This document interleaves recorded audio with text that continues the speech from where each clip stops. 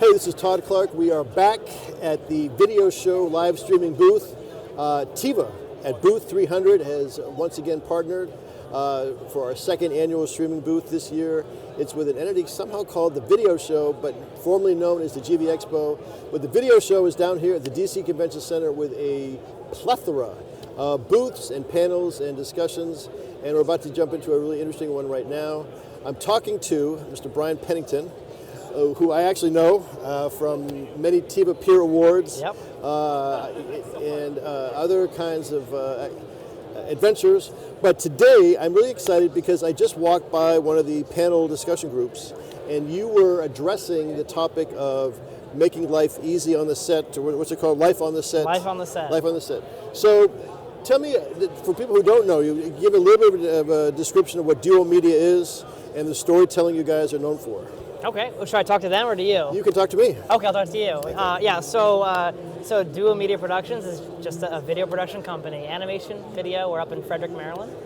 And our sister company is Starwipe Films, and that's where we flex our creative muscle with independent film, and that does trickle over into the corporate side. So we'll typically try new tricks and new techniques on our own dime, and then tell a client, hey, this worked for us, let's do green screen with motion tracking and add some VFX in, and we're sure it'll work for you. So can I project this observation that yes, you've done some cutting edge stuff and some provocative stuff, but you also have this kind of what I call guerrilla humor.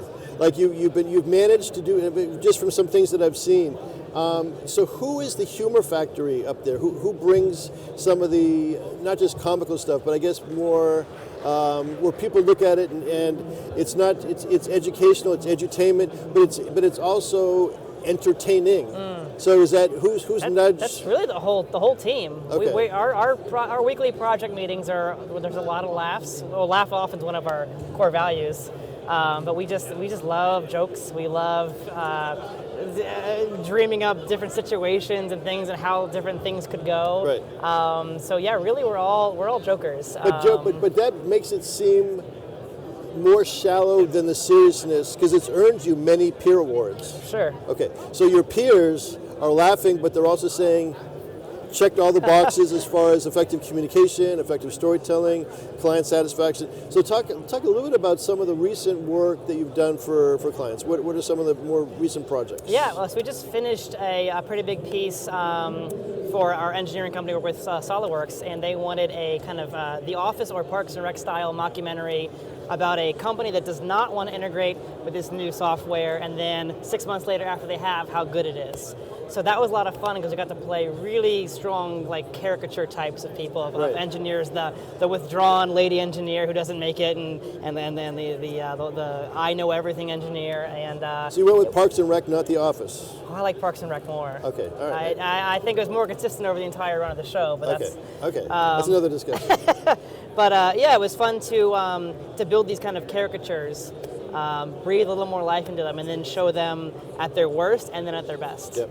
So as SolidWorks, I recognize you've done a lot of work for over the years. Is this like a dream client because they allow you some freedom? They've really grown with us. So when we joined them at the start of our company, almost a decade ago with them.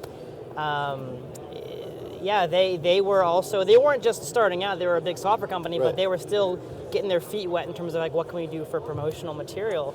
And they trusted us with a pretty big 4-spot campaign that was just purely creative, and we've just kind of grown with them there. They actually are the reason we got into animation. They said, can you animate? I said, no, not really. I've done it for myself personally. They said, well, do what you can.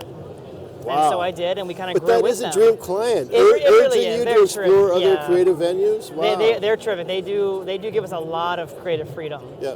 And it's fun because they kind of geek out about some of the characters we created, like, oh, what's this character going to do next? Or they kind of they know the world as well as we do. So do you have your own flow from like Progressive? You've got we have Seymour. Seymour. He's an animated character. Yeah, they actually at one point for their annual summit did giant cardboard cutouts of this character we created together. So that was a lot of fun to see, and people took selfies with him. Interesting. So it's like Flat Stanley. Like a Flat Stanley. Am I dating myself? I don't know. Maybe no, I know Flat Stanley. Okay.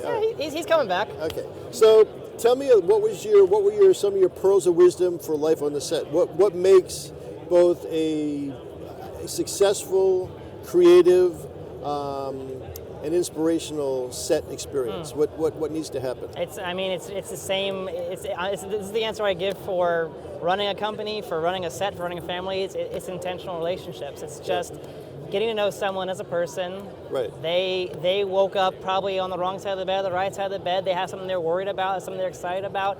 Just meeting them as a person and working together as a team. It just goes such a long way. Who knew that being authentic and respectful, Hey, I don't. authentic and respectful actually mattered? It's really big. We've really embraced it as a company, and we did a whole branding workshop probably 8 or 9 years ago. Yep. And we used to be very sleek and a black logo, and we were cutting edge. Yeah. I said, you guys are so funny and so nice. You got to embrace that. So that's when the colors came. That's when our values came of give back and get personal. And we've really seen growth from that. People just want to, after a shoot, have a beer, have dinner, and say how your kid's doing. And it's great.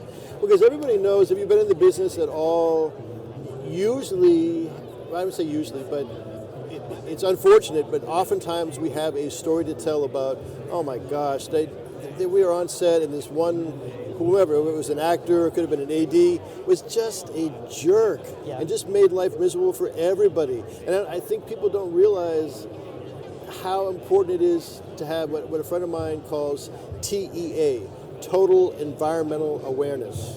So you're aware of yourself in the situation. You know what I'm saying? Yeah. So it's peripheral, it's psychic, it's karmic, it's cosmic, it's total environmental awareness. So you are aware when you walk into a room, did the icebergs just form, or did the sun come out? Yes. Like what are you bringing? So being aware of that, and I think that TEA, I remember that's good. I like that. TEA. Yeah. The TEA factor on this one is low, so we all need to band together. Yeah. But I think it makes a big difference, because I remember being on a set. I won't just say who with, but it was one of these reality show TV things.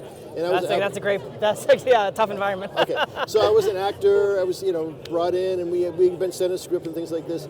But I sat there for most of the day. I got there at 8. I didn't shoot until 4. Not once did anyone ever come up to me and say, let's go over your scene, this is what's going to happen. It was at the end of the day. We were up in actually a prison complex, whatever. So everyone's tired, and they just put me up on, throw me in front of the cameras. I had no direction, no coaching, no check-in, no how you feeling, glad you're here. And they wanted me to do a weird mimicking the voiceover of a thing, and it could have gone so much better if someone had just said, great, I'm glad you're here early, take some time. Questions? You might want to what do you have for questions? You might want to prep for this and that. You're going to be wearing such and such. It's going to restrict movement this way. You might want to get ready for that. So none of that stuff. So to me, basic communication, it begins there, right? Absolutely, yeah. I mean, just again, meeting someone as a human, we all have our days, we all have our things we're doing, and it's just, some people might argue, like, if I run it like militaristic and I'm going to get people in place, you might get a result, sure, but I just feel like, if you create that culture of, inclusiveness and just a fun place to work, right? And whatever you're doing. But I think it also comes from some years of experience. You have a self-confidence that you can not get away with being nice, but actually being nice is the better prerogative. It's the better approach. And I came up through the PA, and I did a lot of PA work in Orlando, Florida, and art department. So I started, low man on the totem pole, and I learned then what sets I liked working on, which ones I didn't, so that if I ever owned a company, what would I... So you may be repetitive here, but what was the redeeming characteristic of a set you enjoyed being on? What was the thing that seemed to be the most consistent? Was it everything we've been talking about? An assistant director who would come and introduce himself to every production assistant. Yep. Hey, I'm so-and-so, I'll be your AD. Any questions, please ask me. That's huge. Just that alone. Anyone from above the line going below the line to talk to people, big. Yep. Because then you have permission to actually ask a question. Yep. Like, by the way, I wasn't sure whether we should do this or that. Glad you asked, better, because we actually changed it last night. And any set you ask questions and get yelled at for that's no good, of course. Like, oh, don't ask. I'm like, well, I want to make sure I do it right. Yep. So are you a only behind the camera presence? I am. I have some aspirations of in front, but I don't. I'm like the joke character and like a Seth. You could. I'm the funny little character. That's like, you're going to think this is insulting, but Robin was just as respected as a crime fighter as his. Oh, this is true. You know what I'm saying? That's so true. not that there's anything. I could be a sidekick. You could be a sidekick, but the sidekick always ends up being the leader for episode 8. When whatever happens. So I just would encourage you to not diminish the possibility. All right, I will keep the options open. All right, I'm very happy behind the camera. Okay. So what's coming up next? Are you coming? Do you have to come out of this season and then you get busy in January? Is it? Yeah, stay busy? end of year is always like end of year budgets. Like let's squeeze a bunch of stuff in. We have some time to.